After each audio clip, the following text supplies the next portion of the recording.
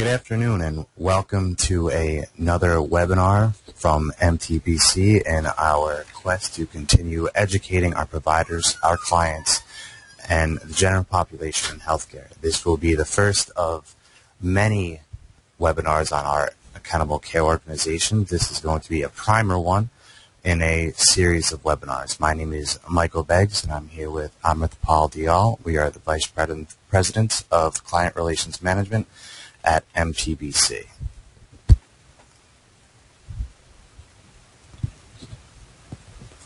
All right, before we begin, we're just going to talk quickly about a little bit about MTBC. Our company was founded in 1999, and we currently serve 35 unique medical specialties in 43 states.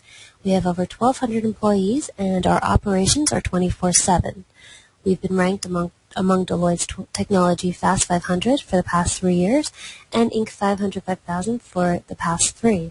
We're a Microsoft certified partner, SureScript certified solutions provider, and we provide a certified EHR. We also provide our 5% billing customers with value-added services at no additional cost. We have lab connectivity, which connects you seamlessly to your labs, e-prescribing, which lines you up for your meaningful use bonus. We provide the software for a touch-screen patient kiosk, which makes it easy for your patients to come in, update their demographics, and pay any balances.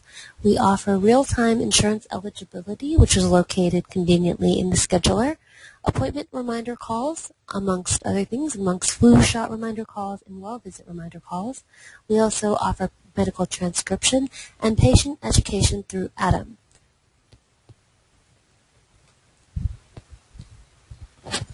Okay, this is just a quick video we found on the internet. It is kind of hopefully what most people probably right now think about accountable care organizations. It's a quick 2-minute, 1-second video. Hopefully you find it as entertaining and as comical as we did. By the end of this webinar, we also hope that you don't like the 2 little characters. So please hold. Welcome to my primary care clinic. I'm Dr. Smith. How may I help you? My hospital is starting an accountable care organization and we want you to join with us. I do not understand what you are talking about. ACOs are shared collaborations that integrate providers into statutory entities that share quality-driven bonuses in upside risk arrangements for beneficiaries statistically selected on the basis of past utilization patterns. I still have no idea what you are talking about. My hospital and you doctors try to save money for insurance companies. If some cash is left over, we'll give some to you. I'm not sure I can trust the insurance companies. That's why the government is in charge of this. I'm not sure I can trust the government. That's why we have lawyers in charge of this. I'm not sure I can trust your lawyers. That's okay, because the hospital is in charge of this. I'm not sure I trust the hospital. No problem, because the government and the insurance companies and the lawyers are in charge of this. Oh. So, what is your decision? Please tell me if my clinic would need to adjust patient flows and increase FTEs to maximally leverage savings for the beneficiaries attributed to the ACO. I'm interested in how high-cost outliers will be managed and if you can provide claims data feeds on a weekly basis so that I can proactively address the care needs of persons at risk of elevated utilization.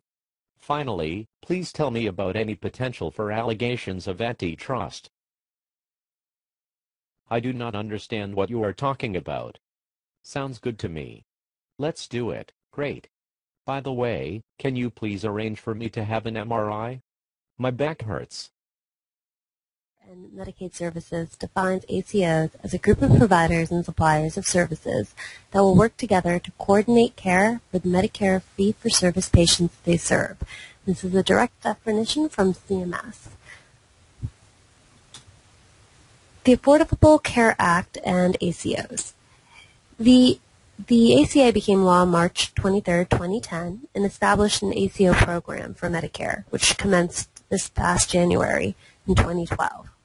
The ACA is a driving factor in the progression of integrated healthcare and management. It does provide a Medicare-specific model. However, It also anticipated that third-party payers will likely follow suit and create a shared savings program for ACOs. That's because ACA provides preferential participation in the Medicare ACO program for third-party payers that create and provide a shared savings program for ACO participants. I'm going to pass along to Mike, who's going to discuss the core principles of ACOs. Thank you. Three of the core principles of ACOs include, number one, provider-led organization. This is basically, the ACOs are going to be a strong base of primary care providers that are responsible for the quality and costs for a population of patients. Of course, depending on the size of the ACO, other health-related departments may be involved, including health departments, the Social Security Department, home care services, all working together to help in assisting and in servicing the patient population. Number two, payments are linked to reductions in cost. The whole purpose of the ACO is to help reduce the cost of health care. In order to incentivize providers to join ACOs, one of the many models of ACOs includes a bonus payment for reduction in costs. The payments are linked to the reduction in costs while also keeping or improving the quality of level of care. We don't only want to reduce the costs, we want to make the patient care better, which also helps in reducing costs later on. Finally, the evolving metrics, which we'll discuss a little more in the next slide. The evolving metrics will be used to measure and support the increased improvement in savings and quality of care. Basically, what we want is to have a evolving set of metrics to measure how beneficial ACOs are to the healthcare environment and, more importantly, to patients.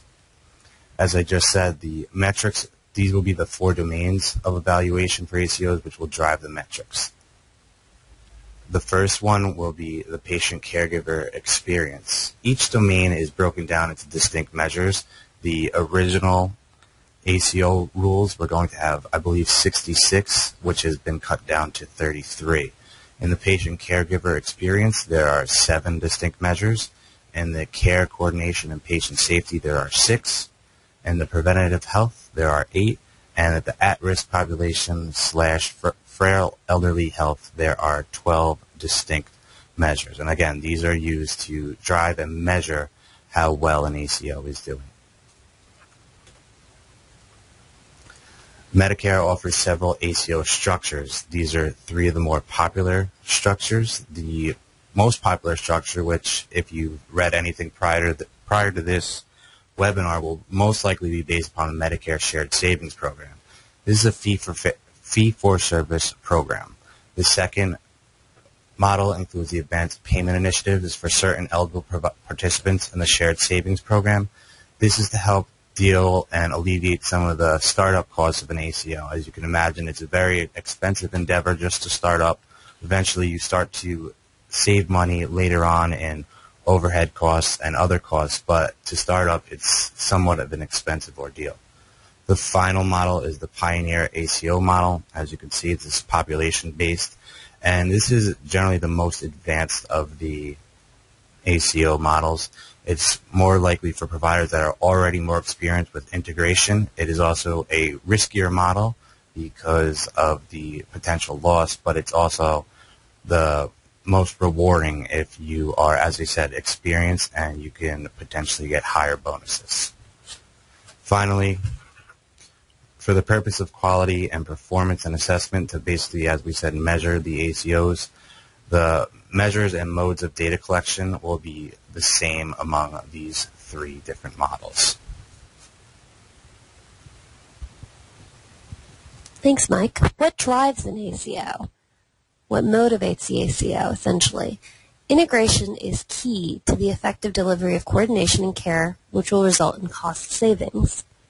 Accordingly, increased communications between healthcare providers is essential.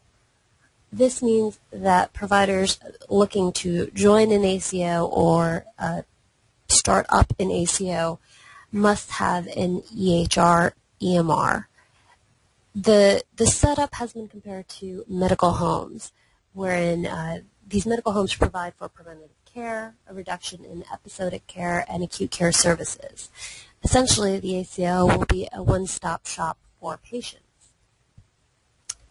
ACOs are motivated to manage care that results in cost savings. This circles back to what Mike was just discussing about the measures that will really kind of assess the successful implementation of an ACO. According to a CMS estimate, an ACO implementation describing the ACA is estimated to lead to a median average savings of $470 million from 2012 to 2015.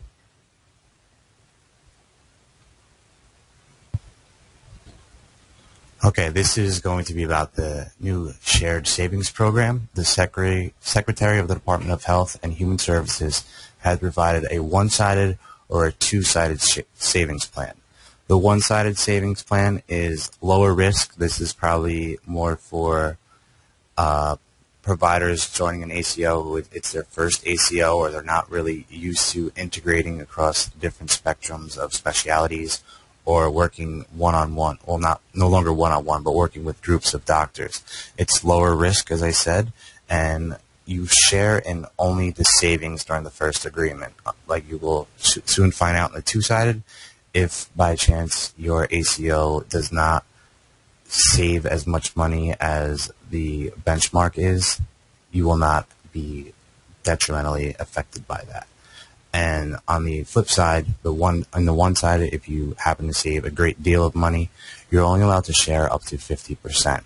The two-sided model, as I said, much higher risk. You can share in both the savings and the losses.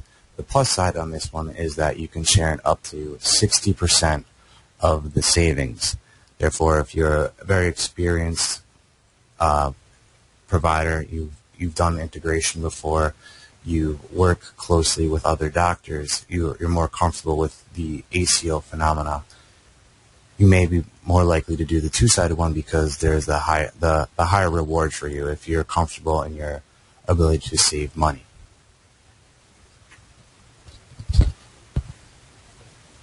So far, everything we've discussed really focused on the benefit of an ACO as far as the payment.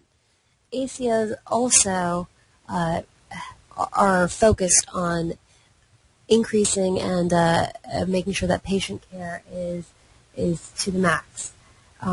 So what about patient care? ACOs are structured to hold providers accountable for clinical outcomes by requiring them to report same and other performance measures. So not only are they meant to save money, but an increased communication, they must report the clinical measures and report their performance outcomes to secure their bonuses and to secure their standing. Additionally, for patients, providers who are part of an ACO will be required to alert their patients, who can then choose to go to another doctor if they are not comfortable participating. And the patient can decline to share their data with the ACO. But although physicians will likely want to refer their patients to hospitals and specialists within the ACO, patients would still be free to see doctors of their choice outside the network. ACOs will also be under pressure to provide a higher quality care, because if they don't meet the standards, they won't be able to share in the savings, and they could lose their contracts. This brings us to how ACOs are different from HMOs. So ACOs are different from HMOs because, as I said earlier, the accountability is on the providers, not health insurance.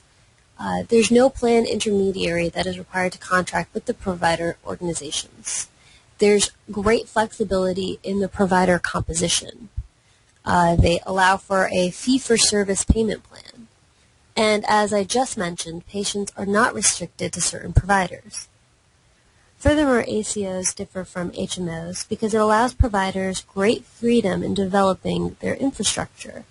As Mike had said earlier, ACOs can be composed of primary care physicians, but they can also be composed of other healthcare providers such as home practitioners, home nurse practitioners, Social Security department and other healthcare specialists.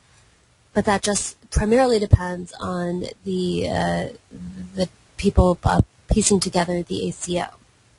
The ACA doesn't require a specific provider to assume a leadership role in running an ACO. Therefore, if you visit the website, the CMS website, you will see on their innovation page that the structures we provided earlier are kind of the preferred structures, but there are many different structures to form an ACO, and providers are kind of gleaning on that, and they are creating different structures, piecing together different primary care physicians and different specialists in creating their ACOs. Okay, these are just this slide, and our next slide will go over some of the monetary estimations calculated by CMS with regard to ACOs. As you can see, this is for the bonus payments. It would probably be most beneficial to go to the median line and get a rough estimate on how obviously the average ACO will be doing. This obviously is an individual ACO. $100 million bonus payment would be phenomenal, but this is an aggregate from across the United States. As you can see, the bonus payments progressively go up, and by the aggregate by 2015, the total is over $1.3 billion in bonus payments. This is the estimated federal savings, also calculated by the CMS. Again, right to the median row, as Amrita mentioned to everyone earlier. Over 5 years, it is estimated to save the federal government approximately $470 million. This is a quick map of ACOs that have already been established as of July 2012. There are approximately 154 ACOs operating across the United States. As we said before, there's many different models, at least 3 that we've mentioned. You can see there are also 3 mentioned on this map. There are approximately 32 Pioneer models, the Pioneer model, as we mentioned, being the most difficult and likely the most rewarding of the different ACOs. As for New Jersey providers, a quick survey in the past year was taken for most, if not all, of New Jersey providers, and 1/3 of all New Jersey providers have either joined an ACO or are currently contemplating an ACO. So this is something that is not just mentioned, it is actually being implemented, and as you can see from the map, it's being implemented across the United States. For providers that want to begin this coming January to launch their ACO, they must have submitted an application by September 6th, 2012. And beginning this year, applications will be accepted annually. Currently, the new application deadline is not posted, but I would check the CMS website to see when they post that new time frame. This year it was between August 1st and September 6th. The likelihood is that it will continue to follow that trend for following years. And now we're going to see if there's any questions. And looks like we have a few questions here. Mike will be answering them. Let me go ahead and ask you a couple of questions. All right, Mike, here's one. Do you need an EHR to establish an ACO? Currently, an EHR is not a condition for establishing an ACO. However, we went through the 4 core domains of evaluation for ACOs before, and an EHR is actually in one of them. It is weighted. It is the most weighted of all the individual measures. So is an EHR technically required? No, but it's going to go a great way to, 1, saving you money, which is going to increase your bonus, and 2, making you score higher on your evaluation. So in summary, is it required? No. Is it recommended? Yes, highly recommended. Thank you, Mike. The next question we have here is, if a provider signs up and joins an ACO, when can they share in the bonus payments? With the shared savings, there is a minimum shared savings amount. Once an ACO attains that value, the ACO can then share in all the dollars starting from the first dollar. In, I believe, the two-sided model, the current minimum savings rate is 2%. And in the one-sided model, it's a sliding range of depending on your area and the number of beneficiaries. But once you attain your minimum savings rate, you're allowed to share in every dollar starting with the first dollar. That sounds great. I have one more question here before we wrap up. Can a primary care physician be in more than one ACO? Can they participate in more than one ACO? A primary care physician can participate in more than one ACO. They haven't decided yet if this is going to be continued moving forward, but at this point, a primary care physician is allowed to participate in more than one ACO. Thank you so much, Mike. This actually brings us to the conclusion of our webinar. If you have any more questions, please contact Mike or myself at the phone numbers or email addresses listed on this slide. If you have any questions about our products, we'd be very happy to help. If you have any questions about ACOs, we'd be happy to have a discussion with you. If you'd like to learn more, if you'd like to know more about our products, please reach out to our sales department. Thank you so much for joining us today for this webinar. It's been a pleasure.